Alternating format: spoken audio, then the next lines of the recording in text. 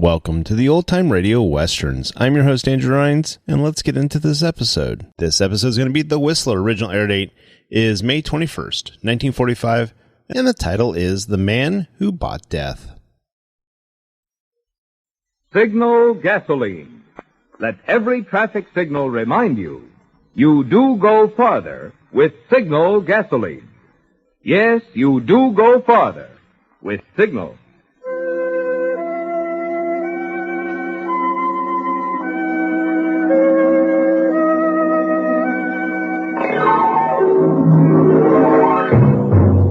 The Signal Oil Company and your neighborhood Signal dealer bring you another curious story by The Whistler. Tonight, The Man Who Bought Death.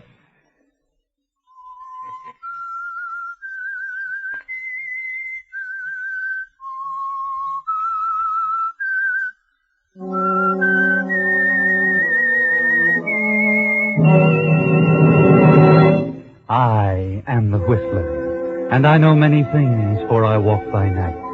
I know many strange tales hidden in the hearts of men and women who have stepped into the shadows. Yes, I know the nameless terrors of which they dare not speak.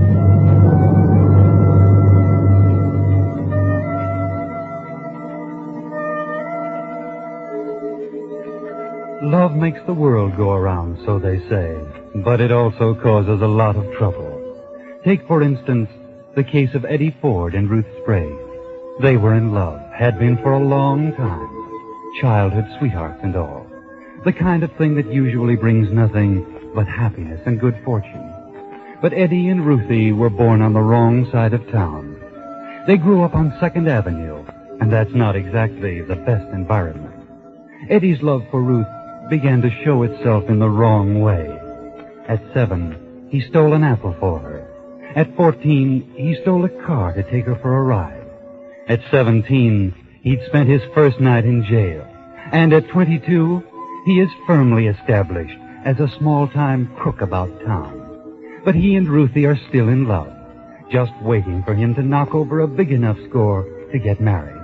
Meanwhile, Ruth works as a dancer in a cheap nightclub, and sometimes Eddie goes over and sits at a table with her between floor shows. Hey, what's the matter with you tonight, Eddie? Oh, I'm sick of being broke. Oh, why don't you get a job? What do you think I am, a jerk? Working for $20 a week? I don't know how to do anything. Yeah, I know it, Eddie. I know how I could have plenty of dough, though, if I could get some operating cash. Yeah, well, how much? All I need is a C-note. Might as well be $1 million.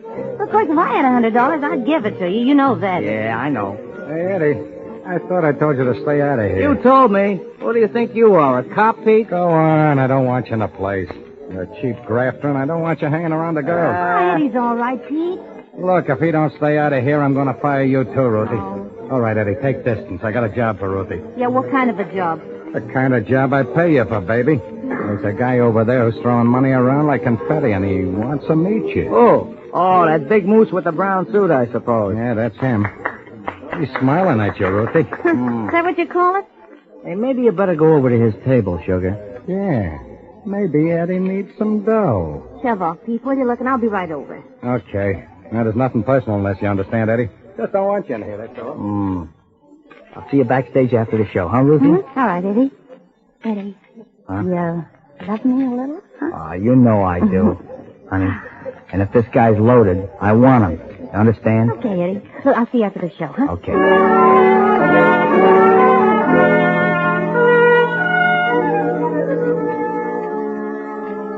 Yes, Eddie and Ruth are in love, but business is business. So Ruthie goes to join the big moose in the brown suit. She walked up to his table, smiled prettily, and said, Hello. Well, hello, baby. Sit down. Build yourself a laugh. Thanks. You're on the town tonight, aren't you? Yeah, and you're going to join me, youngster. Oh. Sounds like an interesting way to spend the evening. You know, that bottle looks like champagne. That's funny. That's just what it is. And I bought it for you, lovely. Nothing's too good for Frankie Ferrari's girlfriend. You're in the big league now, sweetheart. You talk a great game. Stick around and watch me play it, baby. I just hit town tonight, and I'm fat with that stuff. Want to help me spend it? Yeah. Yeah, you know, I got a lot of talent that way. Well, what are you doing after the show tonight? Nothing. Well, that is nothing that you're not going to be in on. You're a lippy little dame, aren't you? I like 'em, Lippy. I think you and I are going to get along, baby. Keep the next couple of weeks open. You're going to be busy. Well, look, let's talk about that later, because I got to get backstage. Floor show goes on in a few minutes. Okay. I'll meet you out in front 5 minutes after show's over, okay? 5 minutes? You must dress like a fireman. I don't waste time at anything, Frankie.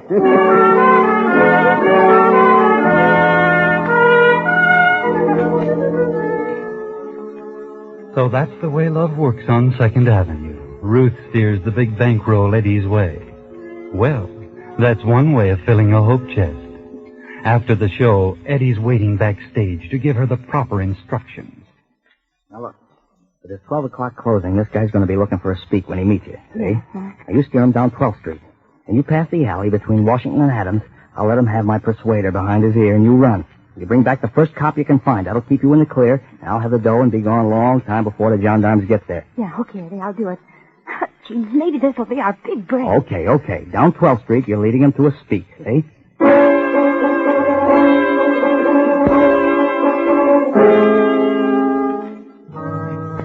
Well, this looks like it might be very interesting, doesn't it, Eddie?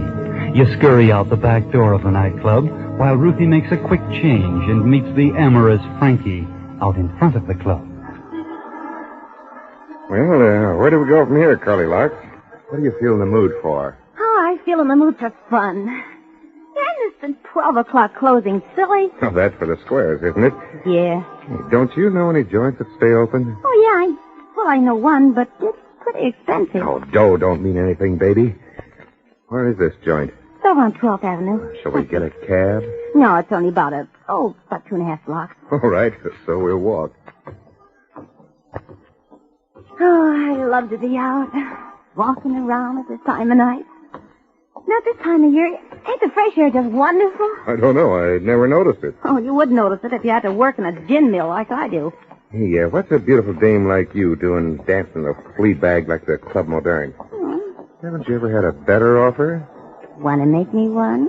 Could be if things work out. Oh, this is 12th Street. We turn down here. What's the matter, kid? Don't you like me? Oh, sure I like you. I love big men with money. Looks like I'm made to order, chicken. I weigh 260 and I make all the money I want. No limit. Yeah, well, how do you do it? Oh, I'm an operator. And that's all the conversation we're going to have on that subject. Hey, this is a nice dark street.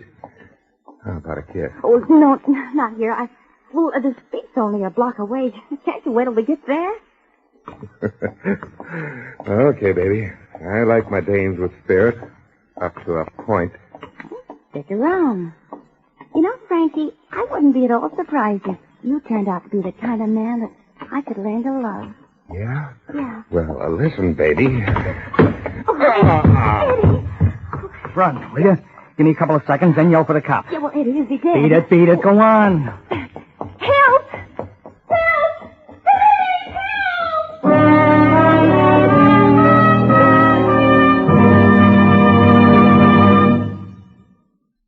What do those signs mean? Ring around the moon, they say, means rain tomorrow. Rosy sunset said to forecast a fair morning. And that big black circle sign with the yellow letter spelling Signal Gasoline, well, there's the sign that never fails to mean most miles from your gas coupon. Yes, more and more wise Western drivers are daily discovering that it's not just a slogan, it's a fact. You do go farther with Signal Gasoline. And for good reason. One, true to its 14-year tradition of quality, Signal Oil Company is still producing the very finest Signal gasoline that can be marketed today.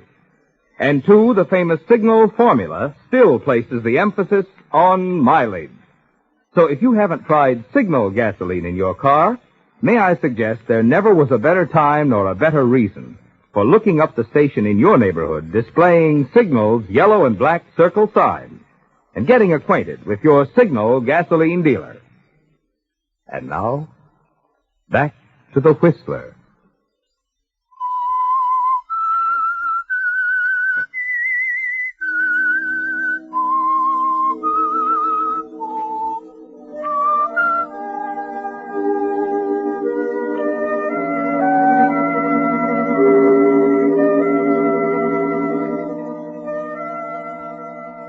Yes, love on 2nd Avenue can lead to all sorts of things, like the slugging of a big spender in a dark alley. And Ruth carries out her part of the bargain like an old hand at crime. She runs screaming from the scene and brings the cops down in a hurry.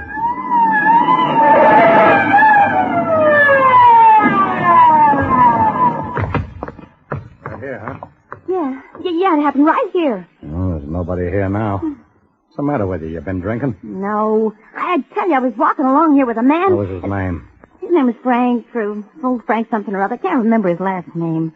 You better change your brand, lady. You're having hallucinations. Somebody in the alley, Dave must have lost her marbles. Oh, yeah? I ought to take you down to the station. I ain't done anything. Okay. Get out of here. Go on home and don't be bothering policemen. Take it away, Jerry. This is a false alarm.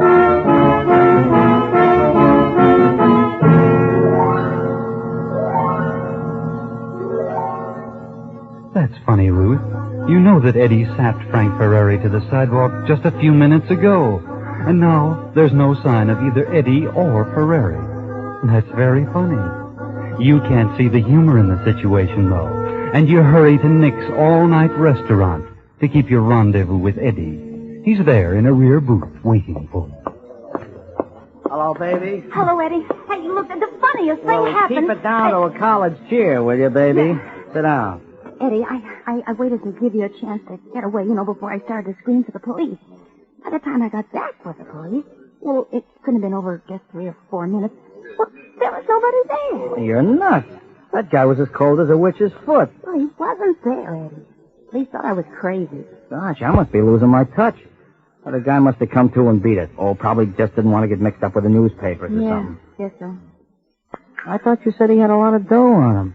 Well, he did, Eddie. I saw it. Oh, nothing but chicken feed. Well, there it is. $78, 3 20s, a 10, 5, and 3 singles. You're lying to me, Eddie. Oh, me? Why would I lie to you? I shook him down. That's all the dough he had. Gee, Petty, lie to me, punk. Now, take it easy there, baby. Look, I know he had a $100 bill, because he showed it to me. There wasn't a C-note on him when I got him. That's true, Eddie. You understand? Hey, what's the matter with you, baby? I don't mind you robbing anybody else. And I never beat when you spent every cent that I could make. But I won't stand for you lying to me, Eddie. No dame talks to me like that. Oh, Eddie. Keep the $100 bill. It'll never do you any good. It'll do nothing but get you into trouble, and I hope it kills you.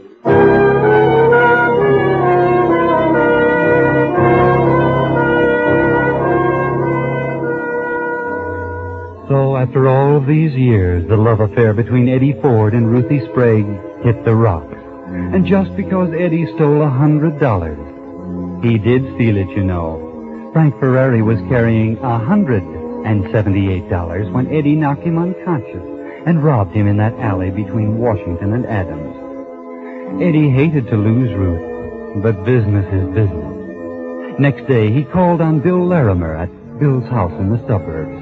Eddie'd always wanted to do business with Larimer.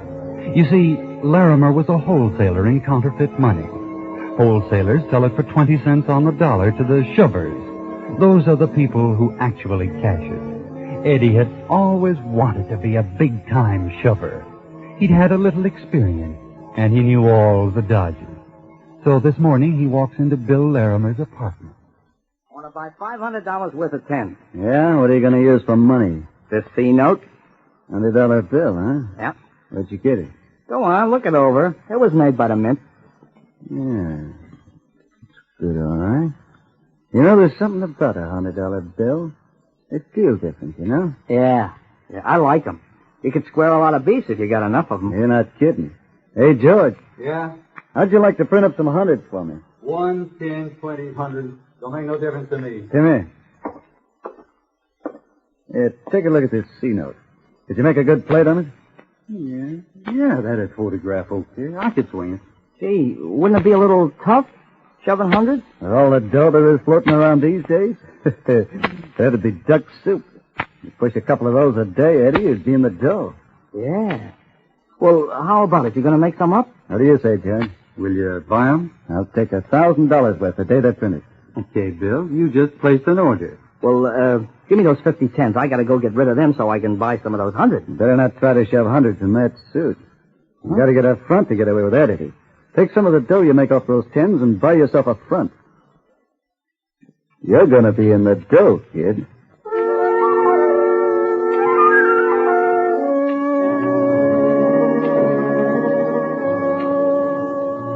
So Eddie took a little trip out of town and spread his phony $10 bill in railway stations, department stores, restaurants, and grocery stores, and was never questioned.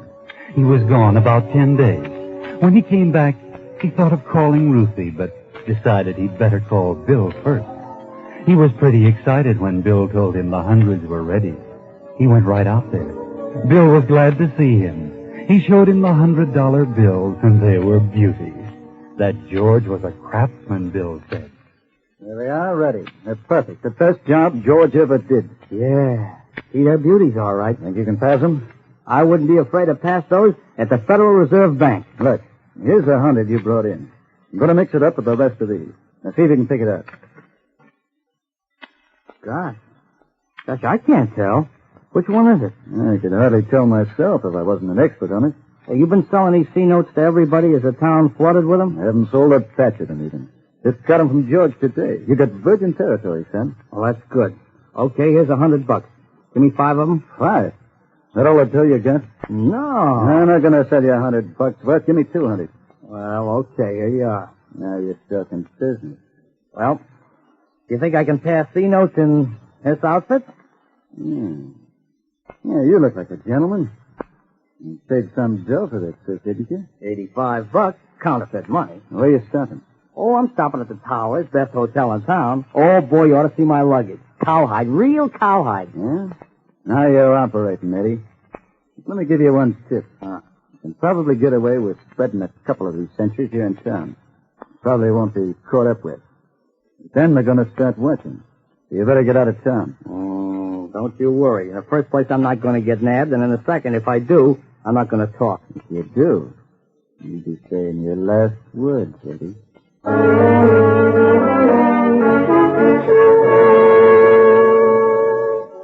Yes, Eddie, be careful. Now you're in it for keeps. In the big time. A real big shot. So now you decide to call Ruth.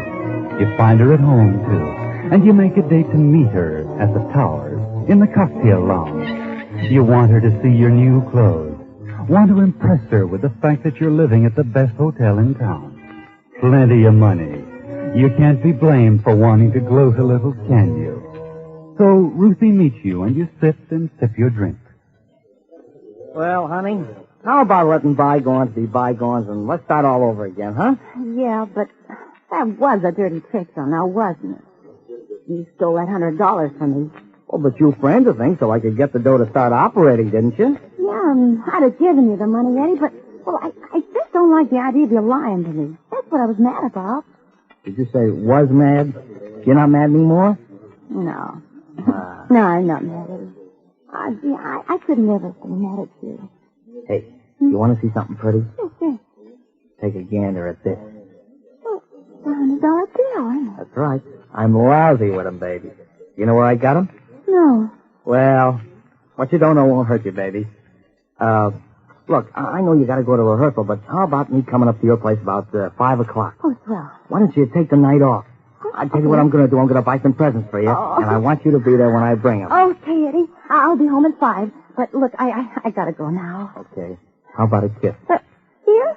In front of all these people? Well, sure. You're uptown now, baby. You can get away with things here that they'd never stand for down where we live. We're in a big time now, honey. For good.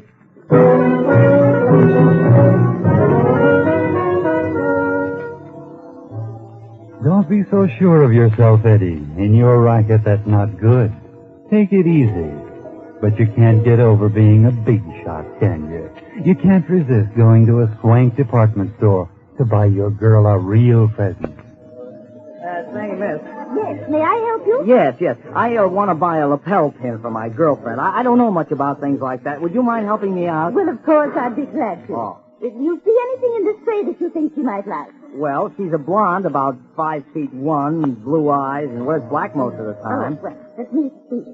I think you'd probably like this guinea very much. Oh, that one? Yeah. How much is that? Well, it's just a minute. It's $35. I have to add the luxury tax to it. Oh, that would be about $42. Here. Oh, that's okay. Can you take it out of this? Oh, my, $100 bill. Oh, I'm sorry, it's all I have. Oh, well, of course, that's perfectly all right. I'll have the change for you in a moment.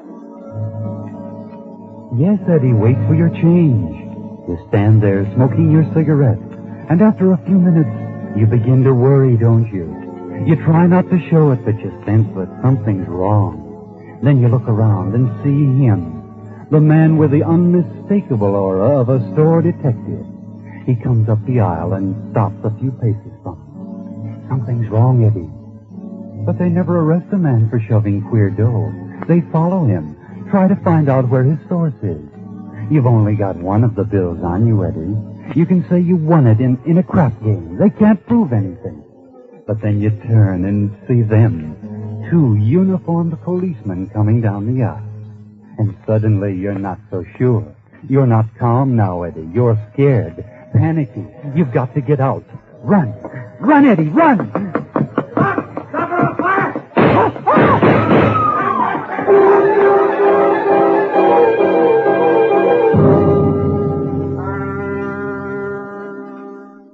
You got away all right, Eddie. But you've got a bullet hole in your shoulder. You switch cabs 5 times and cover your trail. But your handkerchief won't sop up the blood that's pouring from your shoulder. You've got to get attention. And Ruth is waiting for you. You finally get to her little flat. You get out of the cab a block away from it. And wait until the cab pulls away before you start walking. You're tired when you get there. Weak from loss of blood. Yeah. Now, let me in. Oh, Eddie, what's happened to you? I don't know. I think the cops in this town are going crazy. Oh, honey, you've been shot. Yeah, they got me through the shoulder. Well, what are you going to do, Eddie? I'm going to stay here till the heat dies down. Well, come on in the bedroom, honey. You got to lie down.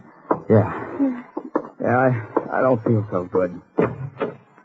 Now, let me take a look at that wound. Wait a minute. Let me lay down, will you? Oh, baby, how did it happen? I tell you, the cops are going nuts. Oh, here, honey, let me put this pillow on his shoulder. Yeah. I think the best thing to do with the baby is just to lay still so it stops bleeding. What happened, Eddie? Oh, this morning when I got to town, I bought some phony $100 bills. Counterfeits, you know. Have you been shoving queer money? I don't go pure on you. Of course I've been shoving queer money. What do you think? Robbed a bank? Well, then why did they shoot you? I don't know. I don't get it. Even if they knew the bill was queer, they wouldn't send for the riot squad and start shooting up the department store. Oh, Eddie, don't you think we ought to call a doctor? Oh, sure, yeah. That'd be a brainy move. Who's that? Yeah, I don't know. I wasn't expecting that. I better get in that closet and hide. Yeah. Whoever it is, get rid of him now, will you? Yeah, well, of course.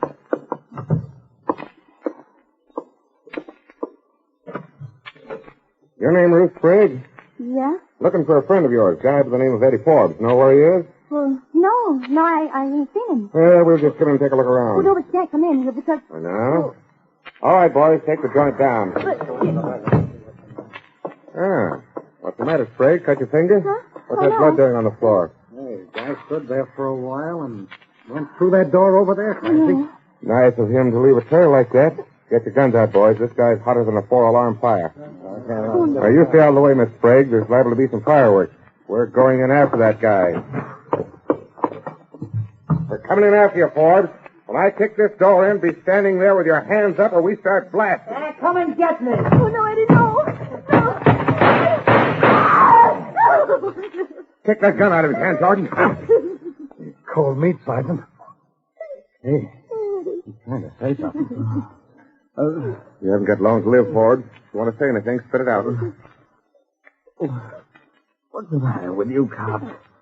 You crazy? Shooting a guy for passing queer dough. What are you talking about? Oh, no. he's gone, Sarge. Guy must have been nuts. What was he talking about? Queer dough. Well, that's what you were after him for, wasn't it? Passing counterfeit money. No. Where'd you ever get that idea? We had this guy bracketed for that $250,000 bank robbery in Capital City a couple of weeks ago. He even tried to spend some of the money today. That's how we got on his tail.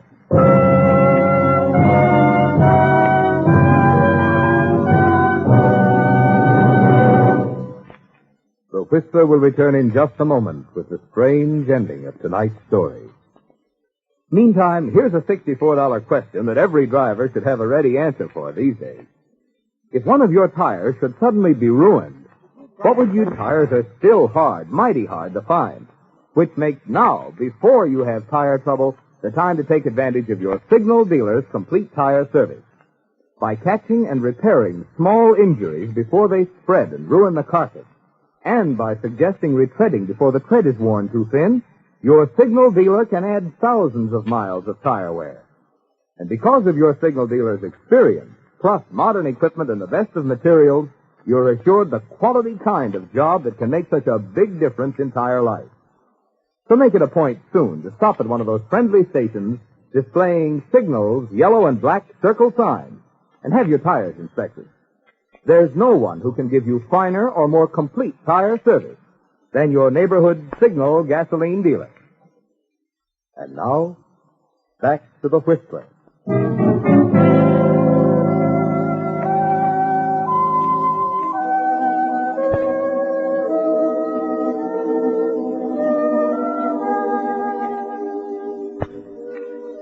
Yes, Eddie Forbes died for his crime.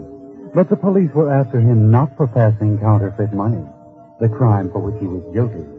No, they cornered him for a crime he didn't commit, a crime he didn't even know had been committed. Remember how Eddie got that $100 bill from the heavy spender Ruthie steered his way? The counterfeiters made an engraving of that same bill, printed a few hundred of them, and sold some back to Eddie. But every cashier in the country was watching for the serial number on that bill, and on all the counterfeits made from it. The heavy spender had picked it up illegitimately from a bank in Capital City, and Eddie died because he didn't know that. Ruth, her wish came true. Remember when she was sore at Eddie for lying to her? She made the wish that that $100 bill he held out on her would cause his death. Yes, wishes do come true sometimes, and love ends up in funny ways.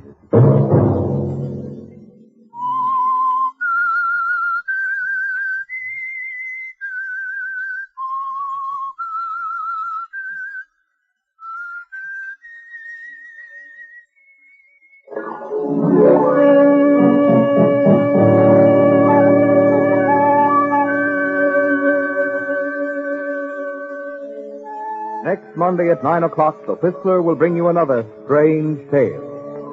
The Whistler is broadcast for your entertainment by the marketers of Signal gasoline and motor oil and fine quality automotive accessories, and by your neighborhood Signal dealer. This program, directed by George W. Allen, with tonight's story by Ray Buffum, music by Wilbur Hatch, is transmitted to our troops overseas by the Armed Forces Radio Service. This is Marvin Miller speaking, and suggesting that you let every traffic signal remind you that you do go farther with Signal gasoline. Yes, you do go farther with Signal.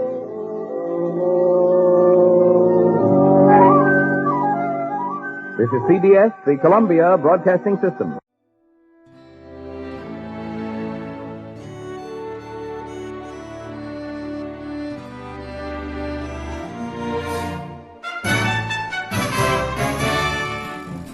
This has been a presentation of OTRWesterns.com, and we hope you enjoyed. Please take some time to like and rate our shows in your favorite podcast application. Follow us on Facebook by going to OTRWesterns.com/Facebook. Subscribe to our YouTube channel by going to OTRWesterns.com/YouTube. And send us an email, podcast@OTRWesterns.com. You can call and leave us a voicemail, 707-986-8739. This episode is copyright under the Attribution Non-Commercial ShareAlike copyright. For more information, go to OTRWesterns.com/copyright. Have a great day, and thanks for listening.